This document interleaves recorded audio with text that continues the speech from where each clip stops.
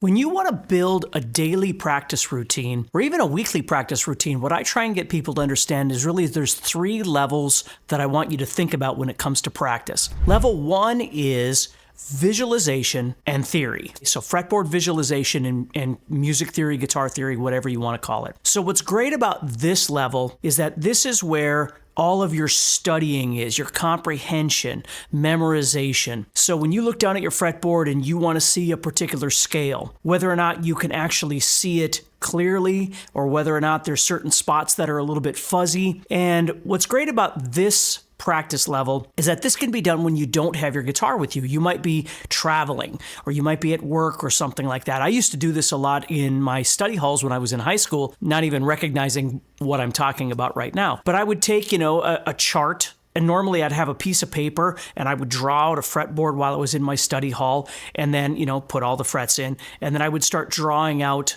the scale that I was trying to learn. And then I would sit in my study hall and I would just study how the positions connect together. And then I would, of course, keep that piece of paper. And then, the next day I would do the same thing. I would keep studying it. And what's great about this is a lot of times when people say, well, I don't have enough practice time or I'm not available to grab my guitar and practice enough. Totally get it. But this is something that you can do when you don't have your guitar with you. So you might be studying actual theory like triads or the major scale or whatever it might be, And then the other part is the visualization aspect. So depending on if you're the kind of person that maybe practices, a few times a day, or you're just looking for different things to practice on different days, depending on what's inspiring for you that day. This level is a really great one for spending quality time trying to visualize, trying to understand, trying to comprehend scales, chords, arpeggios, again, fundamental theory, whatever it might be. The second level that I want you to think about is the executable level. So this is our ability of being able to have our fingers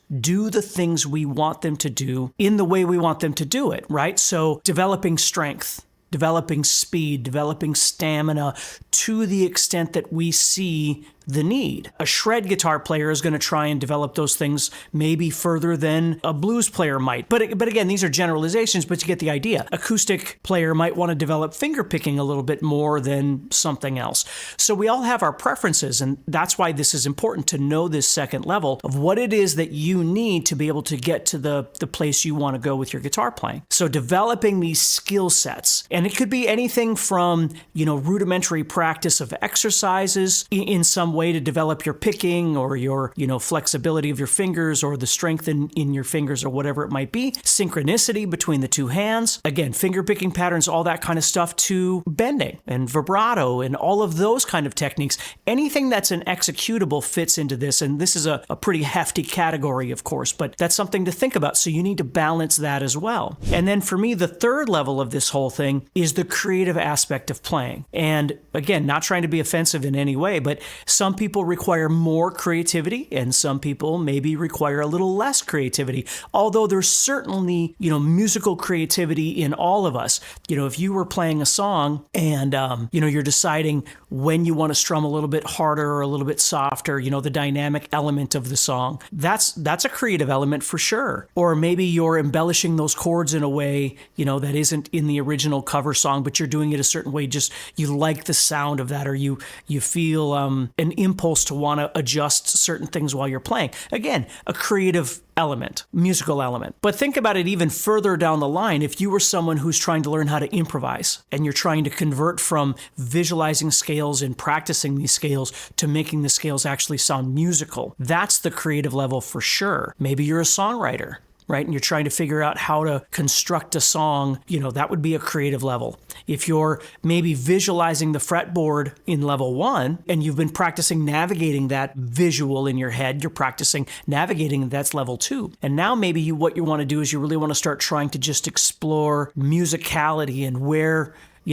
not necessarily the notes are, because that would be level 1, but making musical connections to things on the fretboard. Maybe it's a chord progression and you're trying to connect to these things on a musical level, or, trying to find musical ways of being able to navigate around the fretboard. There's a whole host of different things. And sometimes some of the things in your mind or some of the things that you're working on can kind of cross over these different levels, but it's worth thinking about when you're trying to develop a practice plan. Now, here at the Guitar Zoom Academy, that's one of the things that we try try and focus on is the first thing that happens when you join the academy is that you and I get together and we develop a game plan that uses this 3-step idea, but certainly uses much more than that, and then hyper focuses the things that you really need to kind of fill these 3 levels. If you're interested, and you feel like you're kind of frustrated with your playing and you don't really know what it is you should be working on, doesn't really feel like you're getting to where you want to go, just remember, all you need to do is just find the link for the Guitar Zoom Academy. You could just do a web search for that. Get on a call and let's see if it's something that would fit you and